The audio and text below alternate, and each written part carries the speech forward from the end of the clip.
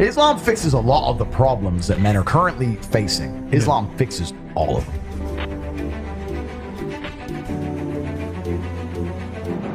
I think it's the last religion on the planet. So if it's the last true religion on the planet, then it has to be the correct one. And I'm not a Muslim, but if I had to bet on one religion as if I were betting on the stock market for the future, you have to bet on Islam. Because Muslims are intolerant. And I'm not saying that disrespectfully, because if you're tolerant of everything, then you stand for nothing. I can walk through London with a t-shirt saying Jesus is gay and nothing will happen to me. If I did the same thing with the Islamic prophet, I'd be dead before I got to the end of the street. Boom. That's how much they believe and respect. And I respect people who stick up for what they believe in. And I've been all around the world. Some of the best countries in the world today are the first world Muslim nations. Yeah. You can go to Qatar, you can fall asleep with $1 million on your lap in the middle of the street.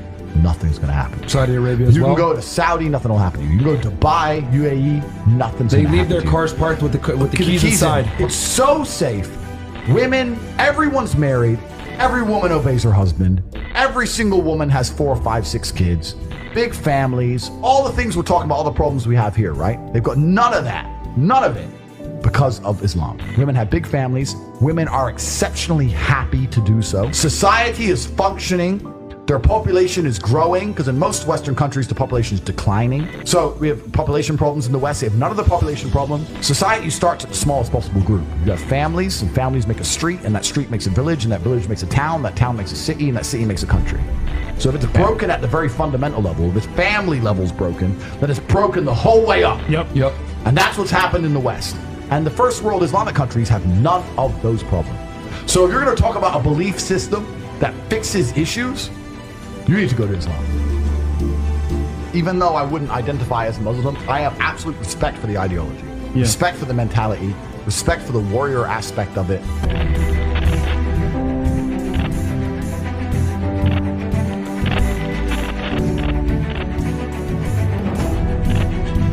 I know you're interested in Islam. Yep.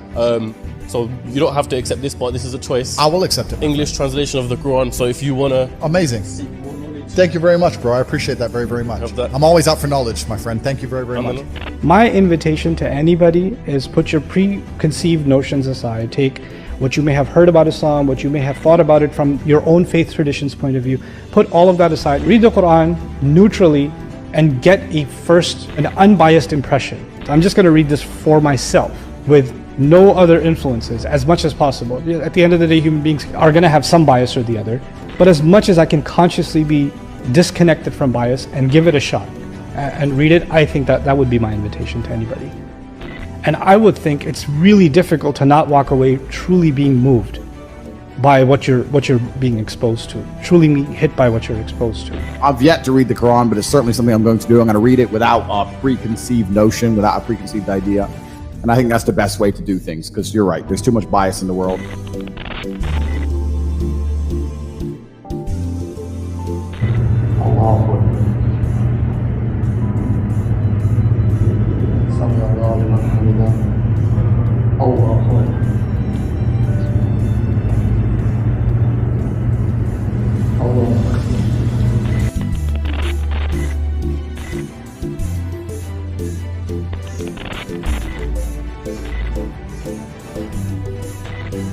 This is all haram. This is haram, bro. This is haram. Wait, are you Muslim? Let me tell I'm Muslim, yeah. Welcome to the new Muslim Tate.